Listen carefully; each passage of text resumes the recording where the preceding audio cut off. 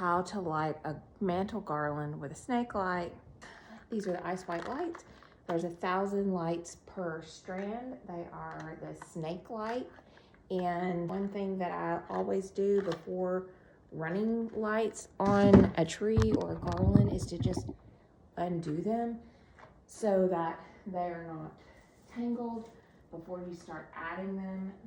These come in a roll like this, so you just unroll them, drop them to the floor, and they'll be fine.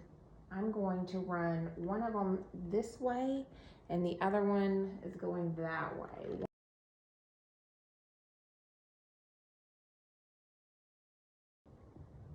Here's one light, 1,000 lights. I went from the middle, I've got a plug in the middle, and I went all the way down and around my second garland here. I've got lights left over on the floor. I'm gonna leave those there until I've decorated, and then I'm going to weave them back in through the decor. Then I'm going to take this next light strand, 1,000 lights, snake light, and I'm going to light the second half.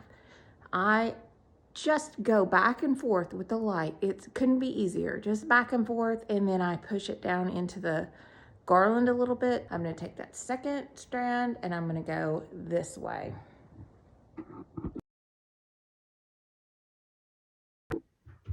All right, again, I have lights left over on this end.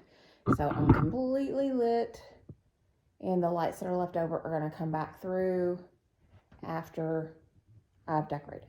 So let's start decorating.